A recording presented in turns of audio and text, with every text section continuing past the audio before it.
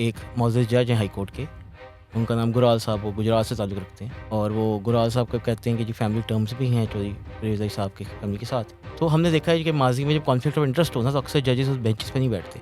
तो आपके ख़्याल में उनको बैठना चाहिए या उसकी कोई कानून में कदर नहीं है?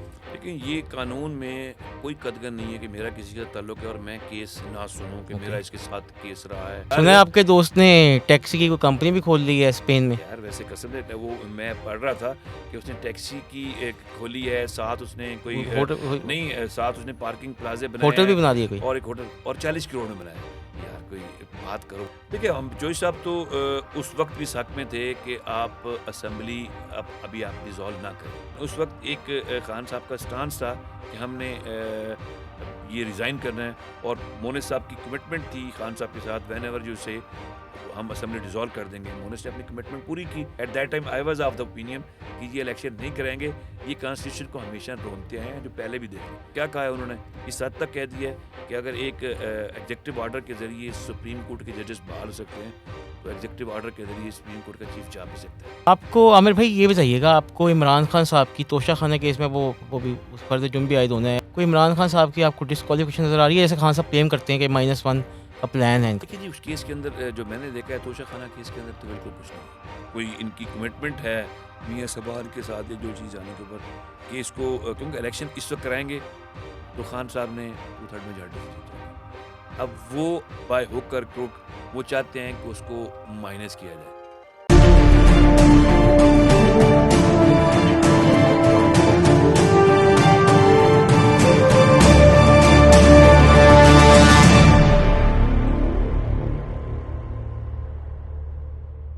जी, अस्सलाम वालेकुम नाज़रीन। Welcome to another episode of Hasan Naqvi show और आज हमारे साथ मौजूद हैं मारूफ़ कानूनदान, साबिक़ वफ़ाक़ी वज़ीर मोअज़्ज़ज़ इलाही साहब के करीबी दोस्त और साबिक़ वज़ीर आज़म पंजाब चौधरी परवेज़ इलाही साहब के एडवाइज़र। अस्सलाम वालेकुम आमिर सईद राना साहब, कैसे हैं आप? ठीक-ठाक हैं? वालेकुम सलाम, बिल्कुल ठीक। सर पहले तो ये बताइएगा, ये परवेज़ इलाही साहब के खिलाफ़ जो करप्शन के केसेस मुबैना तौर पे स्टार्ट हो गए हैं, वो एक YWMC का केस है, टी 2.9 अरब रुपए की पेमेंट का, जिसमें कहा जाता है मुबैना तौर पे कि उन्होंने कोई 12 करोड़ रुपए किकबैक्स लिए हैं, जिसमें मुस्लिम साहब का भी मुबैना तौर पे नाम है और परवेज़ साहब का भी था और एक वो ज़ुबैर खान साहब है कोई, वो केस है। फिर ये रोड्स के ऊपर कहते हैं कि जी वो किकबैक्स और वो कॉन्ट्रैक्ट्स वगैरह दिए गए। तो ओवरऑल ये बता दें केसेस हैं कितने और क्या हैं और उनका क्या प्रोग्रेस है और आप कैसे देखते हैं इसको? देखिए जी, जितनी आपने बात की है कि कोई भी जब गवर्नमेंट आती है तो गवर्नमेंट जाने के बाद हमेशा ये इल्ज़ाम लगते हैं इन्होंने करप्शन की है। रोड बनेगा, रोड की डेवलपमेंट होगी तो लोगों पे इल्ज़ाम आएँगे। लेकिन ये पहली दफ़ा हो रहा है कि एक इंटरिम सेटअप आया और इंटरिम सेटअप का जो काम था इलेक्शन कराने का, वो इलेक्शन की तरफ कम तवज्जो दे रहे हैं कि इलेक्शन कराने की तरफ, वो और सिर्फ़ पॉलिटिकली विक्टिमाइज़ेशन वाले काम में लगे हुए हैं। जितने भी केसेस आपने अभी तक बताए हैं, इन केसेस में से कोई ऐसा केस नहीं है, जिस केस के अंदर डायरेक्ट कोई एलिगेशन परवेज़ साहब की ज़ात के ऊपर हो। अभी आपने एक बात की है एलडब्ल्यूएमसी का केस है, तो एलडब्ल्यूएमसी का मैं केस की बैकग्राउंड थोड़ा बता दूँ। ये कॉन्ट्रैक्ट जो है ना ये शहबाज शरीफ ने किया था औसबाग कंपनी से, जो कि तरक्की कंपनी थी। उसके बाद जब ये उस्मान बुज़दार का दौर बीच में आया तो कंपनी का कॉन्ट्रैक्ट इन्होंने कैंसिल कर दिया हुआ था, बिकॉज़ के वो काम नहीं कर रहे थे, पैसे ज़्यादा ले रहे थे और ये डॉलर्स के अंदर उनकी हुई थी। कोशिश ये की गई थी कि कंपनी अपने पाँव पे खड़ी हो और कंपनी का जो है ना जितना भी एसेट है खुद बनाया जाए। ऑलमोस्ट 5-6 अरब की परचेज़ की गई, जितनी सड़कों की सफाई के लिए चाहिए था। तो उनकी जो पेमेंट थी वो कहते हैं कि हमारी गाड़ियाँ और बाकी चीज़ें हैं, उनकी पेमेंट हमें देनी है। वो जो पेमेंट बनाई फिर रहे थे वो ऑलमोस्ट तकरीबन मेरे ख्याल में 8 से 9 अरब रुपए बनती थी। लेकिन उनके साथ नेगोशिएशन चल रही थी, नेगोशिएशन के अंदर वो इंटरनेशनल कोर्ट ऑफ जस्टिस में गए हुए थे। They have filed the case there. तो उस दौरान हमारे अटॉर्नी जनरल पाकिस्तान थे अशतर औसाफ साहब और बाकी जो फेडरल मिनिस्टर थे, उनकी मीटिंग जो हुई और ये वहाँ से उनके बाद तुर्की भी गए और लंदन भी होके आए शायद। उसके बाद इनके दरमियान जो आपस में डील हुई, सेटलमेंट हुई, उस सेटलमेंट जो हुई है वो सेटलमेंट हुई है फेडरल गवर्नमेंट ने की है। उसके अंदर उन्होंने कहा कि ठीक है आप इनके साथ बैठ के नेगोशिएशन करें। बीच में इंटरिम टाइम आया, उसमें ख्वाजा हसन साहब रहे, जब हमज़ा साहब सीएम थे, तो उन्होंने उनके साथ डील की कि हम आपको आपकी पेमेंट जो है ना वापस करा देते हैं। तो ये पेमेंट का जितना शेड्यूल बना है वो शेड्यूल बना है फेडरल गवर्नमेंट ने बनाया है और क्योंकि आपका अटॉर्नी जनरल बीच था, उन्होंने कहा जी अगर आप इनकी पेमेंट जो बनती है 5 टू 6 बिलियन अगर नहीं देंगे तो अगर ये इंटरनेशनल कोर्ट में वहाँ ये केस करते हैं तो वहाँ ऑलमोस्ट आपको 10 से 11 अरब रुपये देना पड़ेगा, 5 to 6 मिलियन आपको लॉयर्स फीस देनी पड़ेगी, लिहाजा इनके साथ निगोसिएशन कर रहे हैं। तो निगोसिएशन वहाँ हुई, उस निगोसिएशन में ये था कि आपने पेमेंट जो देनी है, हमें कुछ पेमेंट देंगे तो हम आपका आगे आपसे बात करेंगे, तो वो पेमेंट की। अब उस कंपनी ने उनकी जो अमाउंट बनती थी वो 5 पॉइंट समथिंग बिलियन बनती थी, वो रिड्यूस करके उनको 2.9 मिलियन बिलियन की अमाउंट दी गई। अब जो अमाउंट दी गई है, तो एक बाहर की कंपनी है, उनकी आपके साथ कॉन्ट्रैक्ट है, 5 कोई अगर किसी को किकबैक देता है तो वो ये देता है ना कि आपने मेरा 2 अरब रुपए देना है, आप मेरा ये 3 अरब करा दें तो मैं आपको इतना हिस्सा दे दूँ। ये पहली दफ़ा होगा कि किसी का 5 अरब बनता है, आप उसको 3 देने जा रहे हैं और उसमें से वो आपको किकबैक दे रहा है, और किकबैक भी क्या दे रहा है जी, 12 करोड़ रुपए दे रहा है। पता नहीं ये लोगों की मुझे समझ नहीं आई। उसमें उन्होंने कहा है जो एक एफआईआर बनाई कि मैं जो एक फ्रंट मैन है कि मैं पैसे लेके गया और मैं जाके मोहम्मद खान भट्टी को दे के आया, और उसमें से उसने कहा था कि इतने पैसे परवेज़ इलाही को देने हैं, इस तरह इतने मोनिस को देने हैं, इतने 50 लाख ज़ुबैर ने दिया। कोर्ट ने इस चीज़ को एडमिट नहीं किया और जो मोहम्मद खान भट्टी है वो डिस्चार्ज हो गया केस से। तो कॉम्पिटेंट कोर्ट ने उसको डिस्चार्ज कर दिया, जिसको पैसे गए थे उसने आगे बांटने थे, तो केस तो परवेज़ साहब के खिलाफ ये ख़त्म हो गया। दूसरे आपने केसेस बताए, इन्होंने कोई 6/23 है, 7/23 है, जो एफआईआर इन्होंने एंटी करप्शन लाहौर की है, उसमें भी 6/23 में वो डिस्चार्ज हो ये गए। सुहेल असगर को छुड़ाने का इल्ज़ाम भी आ रहा है कि उन्होंने भगवा दिया उसको, देखिए क्या? जी, हाँ, सादी सी बात है, अब सुहेल असगर अवान को जो कहते हैं कि ही इज़ क्लेम करते हैं। हाँ। पर्सन सेक्रेटरी टू मोनिसलाई, he was arrested when he was on bail. उसको सेशन कोर्ट के आते से बाहर 150 से 200 पुलिस वाले थे, एक एसपी था, 4 डीएसपी थे, एसएचओज थे। उन्होंने उसको उठाया जिस तरह दहशतगर्दों को उठा के ले जाते हैं। वो लेके गए, वो 6/23 में उसको डिस्चार्ज हुआ, उसको मंडी बहाउद्दीन लेके गए, मंडी बहाउद्दीन के पर्चे में भी डिस्चार्ज कर दिया कोर्ट ने कि नहीं बनता। ये वहाँ से उसको उठा के दोबारा गुजरांवाला ले आए।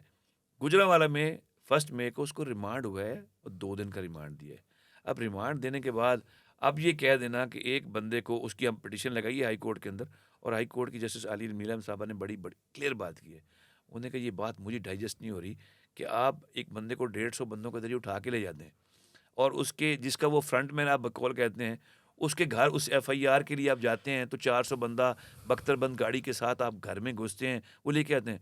उसको रात को हार्ट का इशू हुआ है और आप एक कांस्टेबल को लेके जा रहे हैं कि जो उसको पकड़ के बिठा के गाड़ी में अस्पताल लेके जा रहा था, और लोग आए हैं छुड़ा के चले गए। उसे कहा ये बात अच्छा, मुझे आमिर सईद डाइजेस्ट राना नहीं। साहब, हमारे पास इन्फॉर्मेशन हमारे ज़रा ये कहते हैं कि जब चौधरी परवेज़ इलाही साहब के घर पे रेड हुई लाहौर वाले घर में, ज़हूर लाही रोड वाले में, हुँ।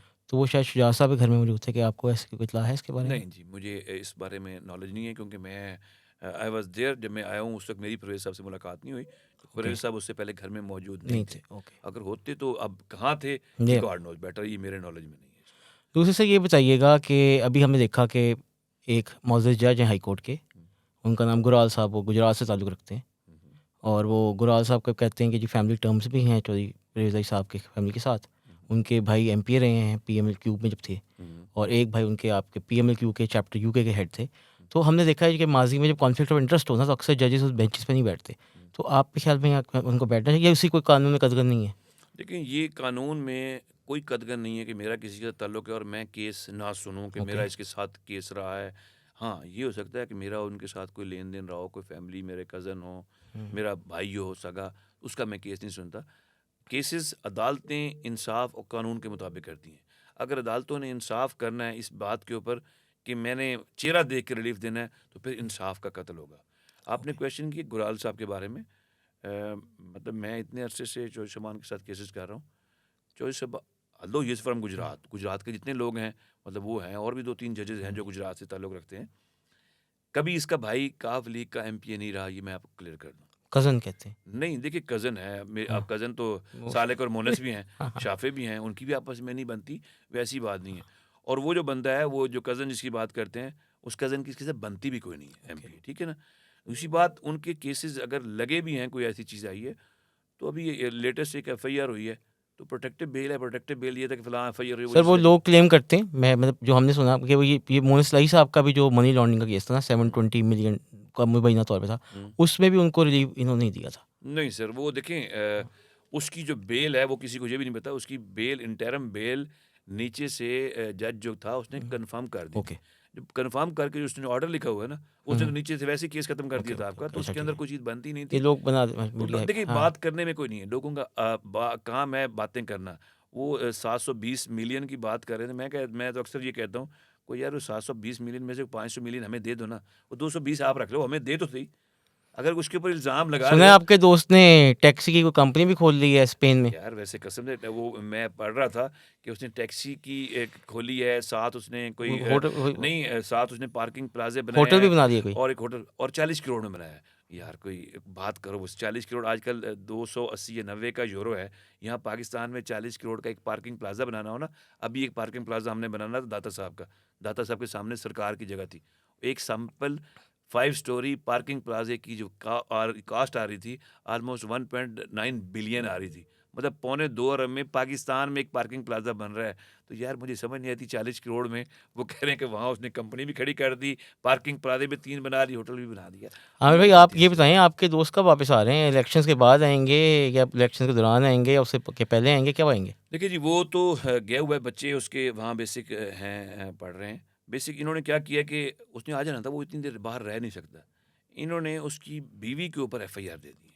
देखिए बाकी पॉलिटिक्स के अंदर हम्म। काफ़ी चीज़ें करते रहें, लेकिन आप जब फैमिलीज़ को टारगेट करके उनका नाम ईसीएल में डाल दिया, उनको जाना नहीं दे रहे, दो ही चीज़ें हैं ना, कि बच्चों को छोड़ के वहाँ से वापस इधर आ जाए। अभी इलेक्शन तो हो नहीं रहा, ना ये इलेक्शन दूर तक हमें नज़र आ आप रहा है। मान रहे हैं मतलब ये बात? देखिए, आपको हालात नज़र आ रहे हैं ना। हाँ, ऐसे ही है। हमने कॉन्स्टिट्यूशन आइन के मुताबिक बात करनी है।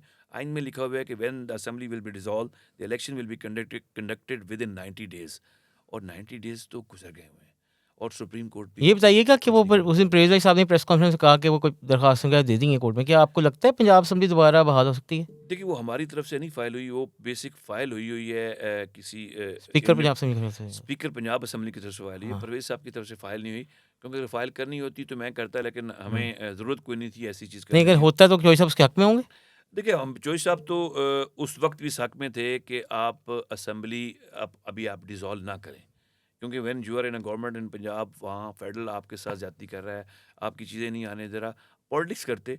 लेकिन उस वक्त एक खान साहब का स्टांस था कि हमने ये रिज़ाइन करना है, और मोनिस साहब की कमिटमेंट थी खान साहब के साथ, व्हेन एवर यू से हम असेंबली डिसॉल्व कर देंगे। मोनिस ने अपनी कमिटमेंट पूरी की, क्योंकि खान साहब के साथ उनका जो एहतराम का रिश्ता है, जितना भी रिस्पेक्ट का रिश्ता है, वो कमिटमेंट पूरी की। अब कमिटमेंट पूरी करने उस वक्त भी इसलिए की कि कुछ लोगों ने ये कहा कि 90 डेज़ में इलेक्शन होगा। At that time I was of the opinion कि ये इलेक्शन नहीं कराएंगे, ये कॉन्स्टिट्यूशन को हमेशा रोनते आए हैं, जो पहले भी देख लें। अभी आप पार्लियामेंट के अंदर देख लें, अभी कल क्या कहा है उन्होंने, इस हद तक कह दिया है कि अगर एक एग्जेक्टिव ऑर्डर के ज़रिए सुप्रीम कोर्ट के जजेस बहाल हो सकते हैं, तो एग्जेक्टिव ऑर्डर के ज़रिए सुप्रीम कोर्ट का चीफ जा भी सकता है। This is a pure threat to judicial system. आप मतलब क्या हुआ? वो जो बिल नया आया है हुँ। उसको कैसे देखते हैं? मतलब क्या वो आपको लगता है सुप्रीम कोर्ट उसको उड़ा देगी? जी, बिल्कुल ही बनता ही नहीं है। आप सुप्रीम कोर्ट की रूल्स और प्रोसीजर को आप किस तरह अमेंड कर सकते हैं? लेकिन आप ये आपकी देखिए मर्ज़ी आमिर का। से भाई, उसको मिसयूज़ तो किया गया ना बेंचेस की फॉर्मेशन में या सुमो मोटो पास। आपको क्या लगता है देखिए, कि आपने पिछले हाँ, साल से बैठे हुए हैं, साल में आप ये पहले कर लेते। आज तो आज तक आप नहीं किया, इससे पहले आप गवर्नमेंट में कभी नहीं किया। जिस वक़्त आपकी मर्ज़ी के मुताबिक फ़ैसला नहीं आया, आपने उनको प्रेशराइज़ करना शुरू कर दिया। आप इससे पहले 97 वाले उसमें चले जाएँ, जब सिजाद अली शाह वाला इश्यू था, उस वक़्त भी आप लोगों ने जजेस आपके पास उतने नहीं थे। आपने उसके मैक्सिमम जजेस को खरीदा, उस वक़्त सबके सामने है, बैग दिए, पैसों के दिए। ये हमारे तारड़ साहब का ही अल्लाह मरहूम, उनको जन्नत जगह दे, वो गए और उन्होंने वहाँ से फ़ैसला किया और ख़त्म हुआ। उसके बाद आपने सुप्रीम कोर्ट पे हमला किया। तो ये चीज़ें नहीं होनी चाहिए। हमारा मुल्क है, हमने यहाँ रहना है, आपने यहाँ रहना है। ये जो लोग ऊपर से 50-100 फैमिलीज़ हैं, जिनका यहाँ ना पैसा है, ना ठिकाना है, ना घर है, ना बिज़नेस है, सब कुछ बाहर है। वो यहाँ पर आते हैं, आके काम करते हैं, और जो गलत हुआ दलिया को ख़राब करो, इदारों को ख़राब करो, तबाह करो। सफ़र किसने करना है एट द एंड? मैंने और आपने, आम अब पब्लिक ने। आपसे एक मुश्किल सवाल करते हैं। देखिए, पीटीआई में आ गए, मोइस लाई साहब भी, जी। परेश भाई साहब भी जॉइन कर लिया। अब खान साहब ने जो उनकी पीटीआई के अंदर, आप लोगों की पार्टी के अंदर जो सीएम के बज़ाहिर कैंडिडेट थे, फवाद चौधरी साहब थे, शाह महमूद कुरैशी साहब थे या हमाद अज़हर साहब थे, उनको तो टिकट ही नहीं दिया पंजाब असेंबली का। हुँ, लेकिन चौधरी परेश भाई साहब के पास भी टिकट है पंजाब असेंबली का, मोइस लाई साहब के पास भी है। हुँ। उधर उस्मान बुज़दार साहब भी हैं और एक अली अफ़ज़ल शाही साहब का भी काफ़ी नाम सुनने में आता है। आपको क्या ये बताइएगा कि काफ लीग से जब आप लोगों को जम हुए थे, तो कोई वादा किया गया था कि चीफ मिनिस्टरशिप दी जाएगी? नहीं, बिल्कुल कोई ऐसा ऐसा वादा नहीं वादा, है। कोई ऐसी चीज़ नहीं थी। सिंपल ये था कि जो एमपीएस की सीटें होनी हैं हुँ, वो खान साहब ने इंटरव्यू लेना है, क्योंकि वो प्रेरोगेटिव है खान साहब का, he is the chairman of the party. जी। तो ये गए हैं, तो किसी पार्टीज़ के साथ आप जब जाते हैं तो कोई कमिटमेंट के साथ नहीं जाते होते। लेकिन आप पे ख्याल है, चलें अब एक और मुश्किल सवाल, आप अपने सीएम के तौर पे आप पे ख्याल है मोहम्मद सदाई साहब बेहतर होंगे या आपके अंकल जो हैं परवेज़ भाई साहब बेहतर होंगे? देखिए जी, ये तो वक्त की बात है। परवेज़ साहब एज़ एक्सपीरियंस, अगर हमारी पार्टी होती, हमारी पार्टी इक़्तिदार में आती, तो उस वक्त जो सीएम होते वो तो डिसाइड करना था। अब तो देखिए पीटीआई में चले गए हैं, इमरान खान साहब के साथ मोहन साहब भी गए हैं, परवेज़ साहब भी गए हुए हैं। Then he has to decide who will be the chief minister. किसको बनाते हैं ये उनका प्रेरोगेटिव, आप हमारा लोगों को नहीं। ऐसा कोई वो नहीं नहीं, है? हमारा कोई ऐसी प्रेरोगेटिव नहीं है। देखिए वो हुँ, पार्टी है, पार्टी ने मिलकर डिसीजन डिसाइड ठीक करना है। है, वो जो डिसाइड करेंगे जिसको बनाएँगे हमें कबूल है। हमने तो देखिए पार्टी के साथ खान साहब के साथ मोहन साहब गए हैं, तो उन्होंने काम करना है, उन्हें कमिटमेंट पूरी की और उस कमिटमेंट का नतीजा भुगत रहे हैं। आप ये देखें कि उस वक़्त लोगों की बात मान लेते और ये असेंबली डिसॉल्व ना करते, तो आज इनके ऊपर मतलब मोहम्मद का भट्टी के ऊपर और नहीं तो इस वक़्त 15 से 16 एफआईआर हो चुकी हैं। 30-35 दिन वो आ चुका हुआ है, 30 दिन और रह के आ चुका हुआ है। बंदे उठाए जा रहे हैं, घरों के अंदर रेड। आज तक 75 साला तारीख में शोएब परवेज़ लेके घर पुलिस नहीं घुसी। लेकिन जिस तरीके से उन्हें रियासती दहशतगर्दी की है, अंदर बेडरूम्स तक तोड़ दिए हैं, दरवाजे तोड़ दिए हैं, बगैर वारंट के 1 नहीं 4 घरों को, परवेज़ साहब का घर, वजाद साहब का घर, रोड के अपोज़िट साइड पे रासिक का घर है। कौन-सी चीज़ नहीं तोड़ी है, कहाँ पुलिस नहीं एंटर हुई है। तो ये क्या सज़ा दी जा रही है? यही सज़ा दी जा रही है ना कि आप इमरान खान के साथ खड़े हुए हैं।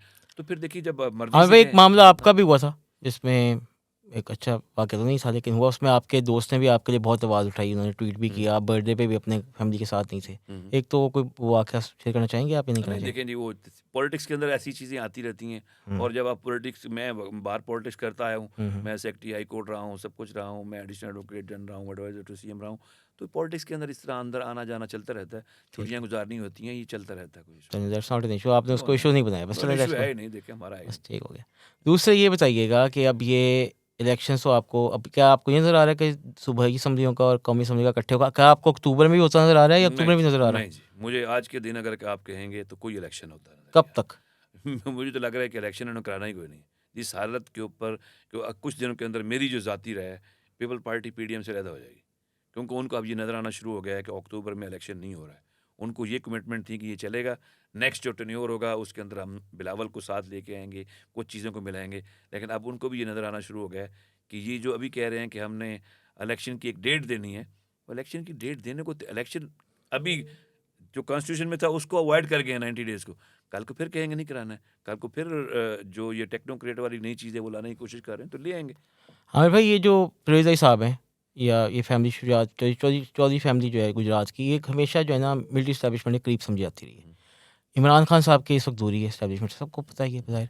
क्या परवेज़ भाई साहब को किरदार कर सकते हैं अपना अदा कि कोई जो मिसअंडरस्टैंडिंग्स या कुछ ऐसी चीज़ें हैं वो दूर की जा सकें दोनों के दरमियान, या कर रहे देखिए हैं? देखिए जी, हमेशा से चौधरी साहबान की तो रहे हैं तल्लुकात एस्टेब्लिशमेंट। देखिए एस्टेब्लिशमेंट कौन-सी चीज़ है, हमारे मुल्क के लोग हैं ना। जी बिल्कुल ऐसे ही है। मुल्क को चलाना है तो मुल्क को चलाने के लोग हैं, तो उनके साथ राब्ते तल्लुकात रखना कोई सबके होते बुरी हैं, बात नहीं सबके होगी। हैं। सबके हैं और होते भी हैं। हुँ, अभी जो बैठे हुए हैं यही लोग उनको गालियाँ देते थे, अब वो आज साथ उनके हैं। साथ हैं। ये पाकिस्तान का पॉलिटिकल सिस्टम है। तो हमेशा कोशिश करते हैं, मेरा नहीं ख्याल कि ऐसे हालात के अंदर जब चौधरी साहबान परवेज़ साहब के घर के अंदर तक इतनी ज़रूरत नहीं होती पुलिस की। पुलिस थोड़ा-सा ख़्याल करती है और किस तरीके से अंदर गए हैं। अब मुझे नहीं समझ आ रही कि ये किस साइड पे जा रहा है, लेकिन कोशिश, क्योंकि उन्होंने हमेशा इदारों के साथ काम किया है। आप उनके जब सीएम थे उस वक़्त भी कई इश्यूज़ आए, उस वक़्त भी उन्होंने इदारों के साथ खड़े रहे। क्योंकि मुल्क हमारा, इदारे हमारे, लोग हमारे। अगर हम उनके साथ चलेंगे तो मुल्क को लेके चलना है ना। अगर हम इस बात के ऊपर आ जाएँ कि क्योंकि पॉलिटिक्स होती है नेगोशिएशन का नाम, गिव एंड टेक का नाम है। आप किसी चीज़ के ऊपर आप डायरेक्ट नहीं लग सकते कि मैंने आगे दीवार है, मैंने इस पे सर फोड़ना है, नहीं। आपको रास्ता बनाना होता है। तो मुल्क की तरक्की के लिए, रास्ता बनाने के लिए चौधरी साहबान को जहाँ भी परवेज़ साहब को या मोने साहब को ज़रूरत पड़ी, वो इंशाल्लाह काम करेंगे। सुप्रीम जुडिशल काउंसिल में कुछ जजेस के खिलाफ वो वीडियोस भी ऑडियोज़ भी आई थी जिसमें आपकी मतलब पार्टी परवेज़ भाई साहब के करीबी जो बंदे मोहम्मद खान भट्टी साहब, उनके हवाले से भी एक वीडियो आई थी कि जी वो बता रहे थे कैसे जुडिशरी के जजेस के बारे में बात आई थी। आप तो देखते रहे 2-3 मौजूद साहिबान के बारे में उनके खिलाफ रेफरेंस भी आ गए। आपको क्या लगता है कि वो रेफरेंसेस का कोई रिजल्ट निकलेगा, टेकअप होंगे या नहीं होंगे? देखिए, ये रेसेंस रूटीन की बातें हैं। मतलब वो आप किसी को अंदर आप मारो, तशद्दुद करके उसको कहो कि ये आपके साथ करना है, स्टेटमेंट दे लो। तो ऐसी स्टेटमेंट की कोई लीगल वैल्यू तो है कोई नहीं। कि कह देना कि फ़लाँ जज का ये है, उसके बारे में ये ऑडियो लीक्स आ गई हैं। इस चीज़ से कोई वैसे जुडिशियल आप ऑडियो लीक्स वाले मामले को कैसे देखते हैं भाई? ये क्या ये बंद होना चाहिए सिलसिला तो कि नहीं होना देखिए चाहिए? आपकी ये अगर आप अमेरिका में या यूके में करते तो अब तक आपको वो लटका चुके होते कि आप किसी की पर्सनल लाइफ को किस तरीके से आप टेप कर सकते हैं। ये आपको राइट किसने दिया है? आप वैसे कॉन्स्टिट्यूशन की बात कर रहे हैं, कहाँ है कॉन्स्टिट्यूशन?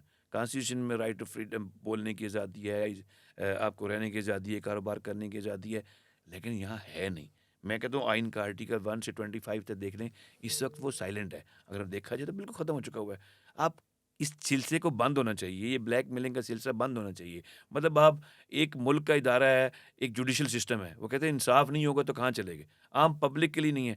आप उनको उनके फ़ोन टेप करते हैं और उनकी फैमिलीज़ के फ़ोन टेप करके उसको फिर मंसूब करते हैं कि ये कह रहे ये इसकी सास ने ये कहा, इसकी बीवी ने ये कहा। इस सिस्टम को बंद होना चाहिए। आपको आमिर भाई ये बताइएगा, आपको इमरान खान साहब की तोशाखाना केस में वो भी उस फर्द जुर्म भी आयद होना है या टेरियन वाइट केस में कोई इमरान खान साहब की आपको डिस्क्वालिफिकेशन नज़र आ रही है? जैसे खान साहब क्लेम करते हैं कि -1 का प्लान है इनका। क्या आपको लगता है कोई ऐसा है? देखिए जी, उस केस के अंदर जो मैंने देखा है तोशाखाना केस के अंदर तो बिल्कुल कुछ नहीं है।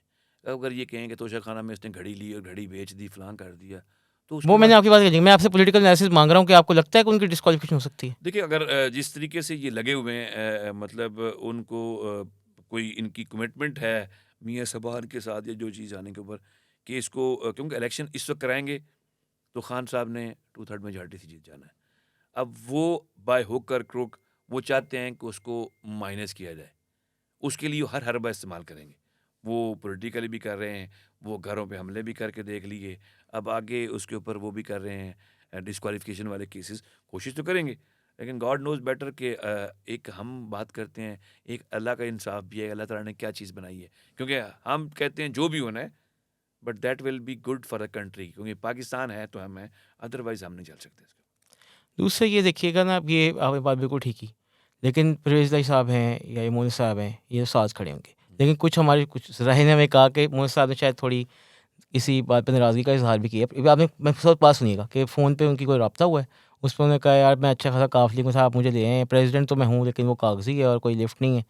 मतलब कराते खान साहब ना किसी इंपॉर्टेंट चीज़ें बुलाते हैं, ना कोई इंपॉर्टेंट मशवरा करते हैं। और कुछ उन्होंने रवैयों की बात भी की, असद उमर साहब का या शामिल कैफ साहब का रवैया ठीक नहीं है, इनके यहाँ आने से उनको प्रॉब्लम है शायद। तो कोई ऐसी बात है, ये सब रूमर्स हैं? नहीं, ऐसे रूमर्स हैं, ये मेरे ख़्याल में लास्ट परवेज़ साहब मिल के आए हैं खान साहब से।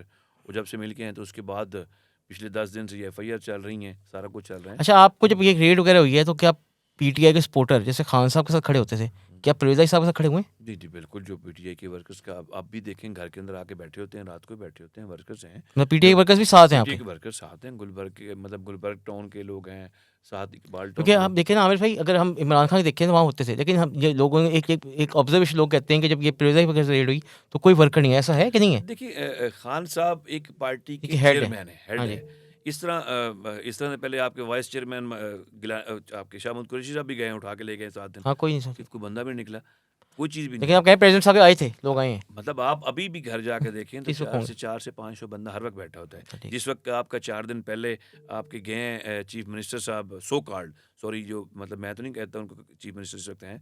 वो आईजी पंजाब चीफ सेक्रेटरी को, सीसीपीओ को लेके शुजात साहब के घर गए हैं कि उनके घर का एक शीशा हमने 4 तोड़ दिए माफ़ी माँगने के लिए और जिनके घर का पूरा घर बगैर सर्च वारंट के आपने तोड़ दिया है, उधर माफ़ी माँगने नहीं गए।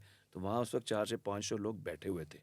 अगर कोई हमारे माइंड में चीज़ ऐसी होती, हम कानून और इंसाफ की बात ना करते, तो वहाँ उनके खिलाफ नारेबाज़ी हो सकती थी, सब कुछ हो सकता था। कितनी जगह थी। लेकिन हमने अपने लोगों को ये बताया हुआ है कि हमने इदारों के साथ कोई कन्फ्रंटेशन नहीं करनी। वो आया है, ठीक है, माफ़ी माँग रहा है जी, गलती हुई है, आपके 6 शीशे टूट गए। ओ भाई, जिसके घर में आप बगैर वारंट के बख्तरबंद गाड़ी के साथ भड़ गए, उधर भी माफ़ी माँग लेते तो ना जनाब। वो हम पाकिस्तान में मौजूद नहीं थे जब ये वाक़या हुआ, बस वो इस वक़्त उम्रे पे गए हुए थे। टेलीफ़ोनिकली पूरे राब्ते में थे। उनकी मर्ज़ी के बगैर कुछ नहीं हो सकता है। एप्लीकेशन जो परवेज़ इलाही साहब की बीवी ने उनके खिलाफ रजिस्ट्रेशन ऑफ केस की एफआईआर के लिए एप्लीकेशन दी थाने में। वो उन्होंने ली नहीं बिकॉज़ वो आईजी के खिलाफ उसके खिलाफ थी। वो उसकी पिटीशन फ़ाइल हो गई है सेशन कोर्ट के अंदर और 9/5 के लिए कोर्ट ने कमेंट्स माँगे हुए हैं। तो ये केस वो छोड़ने वाला नहीं है। वो हालाँकि मतलब बड़ी उनकी जो मिसेज़ हैं बड़ी तहम्मुल मिज़ाज वाली, लेकिन वो ये कहती हैं कि ये नहीं बेरेबल। आप एफआईआर में मेरी बेल होने के बावजूद अगर आप बख्तरबंद गाड़ी से तोड़ के लेकिन इसमें ये बताइए ना सीएम साहब कैसे नॉमिनेट हो सकते हैं, ये है ही नहीं। 109 में देखें, मैं आप 109 के अंदर यहाँ भुट्टो साहब को फांसी हो गई थी, ये वहाँ से बैठ के जो है ना, आप उनके वो चेक कर लें जो ट्वीट आया हुआ है सीएम साहब का। वो ट्वीट के अंदर कह रहे हैं कि मैं खौफजदा हूँ कि ये परवेज़ इलाही के घर रेड करने गए थे और शुजात साहब के घर किस तरह गए हैं। इसका मतलब है कि वहाँ बैठे उसे पता था कि परवेज़ इलाही के घर में रेड होने जा रहा है। पंजाब के अंदर एक्स सीएम पंजाब के घर में आप एंटर हो रहे हैं, जिसकी हाई कोर्ट ने बेल ग्रांट की हुई है, उस मुकदमे के अंदर गिरफ्तार करने के लिए जा रहे हैं और पूरा आपकी एंटी रॉयट फोर्स साथ है, बख्तरबंद गाड़ी साथ है, बगैर सीएम की। अच्छा, वहाँ पे आपकी जब बात हुई है वकास हसन साहब से, हैं? तो उन्होंने आपने ये उनको कहा था कि जो मेरी बताया कि जी बेल आपने कराई हुई थी, वो कहते थे कि ये नया केस है, ये गुजरांवाला का, गुजरात केस है, तो जिसमें आपकी बेल नहीं हुई। तो क्या ये मामला नहीं, था? गलत गलत। देखें, आते ही मैंने पहला क्वेश्चन उनसे किया है कि भाई आप किस एफआईआर में चौधरी साहब को अरेस्ट करने हैं। मैं ये बैठा हाँ, हूँ वही थी ऑन आप, कर रहा हाँ हूँ। हाँ, आप उनके लिखे थे। उसने कहा कि 6/23 गुजरांवाला के अंदर अरेस्ट करने हैं। मैं कहा इसके अलावा कोई एफआईआर है? उसने कहा नहीं है। मैं कहा फिर सोचने को एफआईआर है? उन्होंने कहा नहीं है। उसमें आगे बेल हुई भी है? उसमें प्रोटेक्टिव बेल हमारी 6/5 तक हुई थी। मैंने उसको कहा कि ये बेल हो चुकी है, ये बेल पिटिशन नंबर आपके है। पास बेल का वो था, मौजूद था, दो ऑर्डर था? चीज़ें होती हैं, जब हाँ। बेल का ऑर्डर होता है ना, उस दिन बेल का ऑर्डर हुआ है कुछ 4 साढ़े 4 बजे करीब, क्योंकि हमें लेट आवर्स में तो टाइम फिर जस्टिफाइड है ना वकास सर आमिर नहीं भाई? है, हाँ आमिर भाई, जस्टिफाइड नॉट एट ऑल, अबे क्यों इसमें? Not at all. अच्छा, आपका जब बेल केस कोर्ट के अंदर फाइल हो, कोर्ट बेल दे दे, तो वकील साहब अपने लेटर हेड पे जारी करते हैं। इसके ऊपर 2007 वायलर जजमेंट है, डीबी जजमेंट, कि एक बंदे की बेल हुई थी, वकील साहब ने अपना लेटर दे दिया कि इसकी बेल हुई है, पुलिस उसको अरेस्ट करके ले गई। हाई कोर्ट ने उसको सज़ा दी, उसको इंस्पेक्टर को 6 महीने के। आपने के पास जब लेटर आ गया तो आपका काम था इसको वेरिफिकेशन करते, आपने बगैर वेरिफिकेशन के बंदा अरेस्ट कर लिया। तो उसने इसको पेश किया। अब पेश करने के लिए मैंने ने कहा कि आपने वेरिफिकेशन करनी है ना, ये वेबसाइट है, ऊपर लिखा हुआ ये केस फाइल हो गया हुआ है, केस फाइल हुआ हो गया। उसके बाद हम दे रहे हैं, आपके पास 10-12 वकील खड़े हुए हैं, साबिक सदूर खड़े हुए हैं, वो आपको ही दे रहे हैं। तीसरी चीज़ होती है कि आपका प्रोसिक्यूटर जनरल ब्रांच होती है। कोई भी केस हो, एफआईआर हो, कोर्ट में रिप्रेजेंट करती है प्रोसिक्यूशन। आप प्रोसिक्यूटर जनरल से बात कर लें। नहीं, मैंने किसी से बात नहीं करनी। मैं कहा फिर अगर बात नहीं करनी है तो फिर आप ये तो नहीं हो सकता कि एफआईआर होने के बाद आप आ जाएं, बेल के बाद अरेस्ट करें। तो मैंने प्रोसिक्यूटर जनरल से बात कराई, मैंने स्पीकर ऑन किया, उसने कहा जिनकी बेल हो चुकी है, हमारा बंदा कोर्ट के अंदर मौजूद था। तो उसके बाद तो कोई चीज़ नहीं रह जाती। दूसरी बात ये कह रहे हैं कि हमने दूसरी एफआईआर की हुई थी। अगर 7/23 एफआईआर में रजिस्टर्ड करने आए थे, तो ये वहाँ से जब इन्होंने जो परवेज़ इलाही और उनके 20 बंदे पकड़े हैं, 25 बंदे, उनके खिलाफ थाना गाला मार्केट में अच्छा, अब एफआईआर इसके दी। बाद एक और चीज़, क्या आपको परवेज़ साहब की गिरफ्तारी नज़र आती है, गिरफ्तार करेंगे उन्हें? देखिए, जिस तरीके से लगे हुए हैं, उनका काम है कि उन्होंने परवेज़ साहब को अरेस्ट करने के लिए सब कुछ करेंगे, उनके खिलाफ नई एफआईआर देंगे।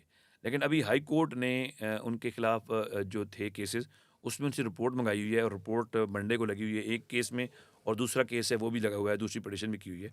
उनसे उन्होंने कहा इनके खिलाफ जो केसेस हैं उसकी लिस्ट प्रोवाइड करें, और ये कहा है कि 2 मई जिस दिन था, उस दिन तक जितने केस रजिस्टर्ड हैं उनमें इनको अरेस्ट ना किया जाए। अब 2 मई के बाद अब 6 दिन हैं, इन 6 दिनों में इन्होंने कोई एफआईआर की है तो कल मंडे है, परसों मंडे है, मंडे को एफआईआर ले आएंगे, उसके अंदर देख लेंगे कोई एफआईआर होंगी, हमें बता देंगे, हम उसके अंदर बेल करा लेंगे। अदरवाइज़ जिस तरीके से ये कर रहे हैं कि हर रोज़ नई एफआईआर, ये तो एक नया शुरू हो गया सिस्टम। आप एंटी करप्शन लॉज के अंदर देख लें, आप मेरे खिलाफ कंप्लेंट है कि इसने ये करप्शन किया है, तो पहले आपकी एविडेंस देंगे, एविडेंस देने के बाद आप मुझे बताएंगे कि आपके खिलाफ ये चीज़ें हैं, ये विटनेस है, बताएं, इस पर स्टेटमेंट दें। यहाँ क्या होता है कि सोर्स रिपोर्ट, आपने कह दी इसने करप्शन किया, आप कहते हैं एफआईआर रात को काट के इसको उठा लो। This is not a procedure. ये मतलब आप मुल्क को किस साइड पे लेके जा और रहे हैं? फ़र्क गोगी साहब एक होती थी, उनके अगेंस्ट ना ये अब इंटरपोल से रब्ता कर रहे हैं उनको लाने के लिए, मनी लॉन्ड्रिंग और बाकी मिनॉरिटी। आपको लगता है कोई लेके आया जा सकेगा या कुछ ऐसे? देखिए नहीं, फ़र्क होगी कि ना मैं मुझे केस का पता है कि उस केस में है क्या।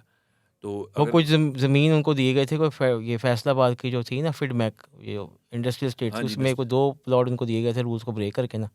उनकी ना कंपनी की इन्वेस्टमेंट एक फेक सी कंपनी थी, और वो कोई तो फिर काफ़ी महंगे। तो फिडमेक वैसे मैं केस नहीं जानता, लेकिन हुँ। फिडमेक में कौन सा प्लॉट है जो आपने रूल के मुताबिक दिया हुआ है?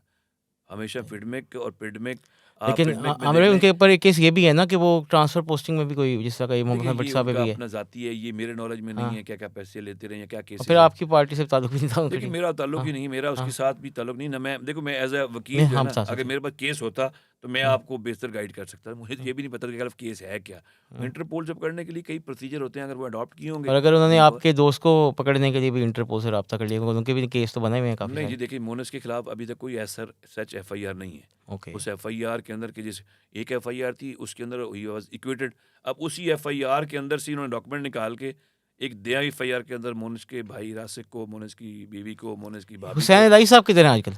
ही is out of country I he is think, out of country he is too? Out of country. Okay okay. उसको भी उन्होंने नाम दिया हुआ है, स्टॉप लिस्ट में दिया हुआ है। मुझे समझ नहीं आ रही कि पूरी की पूरी फैमिलीज़ के नाम आपने स्टॉप लिस्ट में दे दिए हैं। ही वाज़ उसके पास तो कोई नहीं था, कोई ऐसा चीज़ हो, कोई ओहदा हो, कोई पोर्टफोलियो हो जिसके ऊपर बैठ के काम करे। लेकिन ब्लैकमेल करने के लिए वजाद साहब के ऊपर भी FIR करी जा रहे हैं, उनके बेटे मूसा पे भी FIR हो रही हैं। वो तो उसका फायरिंग का कोई वाकया भी आया था ना जी? फायरिंग के वाक़या यहाँ बैठे हुए यहाँ से फायर करवा था, वहाँ फायर हुआ था, उसके अंदर आप इन्वॉल्व होंगे तो FIR देनी कौन सा हर्ज है? अभी इन्होंने लेटेस्ट एक FIR दी है परवेज़ साहब के ऊपर, 2019 का वक़ूआ बनाया है वहाँ का कि वहाँ फलाँ बंदे ने ज़मीन पे कब्ज़ा किया था। उस वक़्त उस्मान बुज़दार CM था, तो उसने वहाँ लोगों ने उसको दे दिया था कि उसका नक्शा पास किया, तो इख्तियारात का नाजायज़ इस्तेमाल किया है, तो बाद में परवेज़ साहब ही आ गए, तो CM बन गए। तो लिहाजा इन्होंने उनको कहा होगा तो इनका पर्चा दे दो। अब उस दोनों का नाम दे दिया FIR में। ये FIR फेक बनाना बस हमारा सिस्टम इस तरह का अनफॉर्चुनेट हो चुका हुआ है कि हम सियासी मुखालफत में इस हद तक आगे चले जाते हैं कि हमने नहीं देखना कि कल को वापसी भी होनी है, कल को आपने अब ये इदारों में इतना टकराव आपको नज़र आ रहा है, बस थोड़ा टाइम दूंगा आपको, इदारों में इतना टकराव नज़र आ रहा है आपको, जुडिशरी भी एक साइड पे हो गई है, वो भी नज़र आ रहा है, वहाँ पे डिवाइड नज़र आ रही है। अब जज देखे पता लग जाता है फैसला कैसा होगा। पार्लियामेंट में डिवाइड नज़र आ रही है, पार्टीज़ एक पेज पे नहीं आ रही, और हमारे सब जो ताकतवर इदारे भी हैं, जितने इदारे भी हैं, ये जितने कॉन्स्टिट्यूशन इंस्टीट्यूशन, उनके आपस में एक अजीब, मैं कहता हूँ, टर्मोइल है पॉलिटिकल। आपके ख्याल में इससे बाहर कैसे आ सकते हैं? देखिए जी, अगर तो मुल्क को तरक्की के रास्ते पे लेके जाना है तो सब इदारों को अपनी हदूद व क़यूद में रहना होगा, और हदूद व क़यूद में रह के आपने फ़ैसले करने हैं, मिल बैठ के फ़ैसले करने हैं, जिससे हमारा मुल्क तरक्की कर सके। लेकिन जो मुझे हालात लग रहे हैं, कभी पिछले दिनों खान साहब की टीम की और BDM के दरमियान मुज़ाकरात हुए हैं, वो किसी पेज पे आ नहीं सके। एक पेज के पे आ जाते कि ठीक है जी इलेक्शन तो होना है, आप डेट दें उसके ऊपर। वो जब एक इलेक्शन की डेट पे इकट्ठे नहीं हो सके तो ये मुल्क के लिए कहाँ इकट्ठे होंगे? खुदारा हमारी तो रिक्वेस्ट है इन सब से कि अपनी अपनी अना को छोड़ें, पाकिस्तान का सोचें। पाकिस्तान है तो हम हैं, अगर पाकिस्तान नहीं है तो कुछ नहीं। Thank you so much for time. Thank you नाज़रीन, अगली एपिसोड के साथ जल्द हाजिर होंगे। Thank you.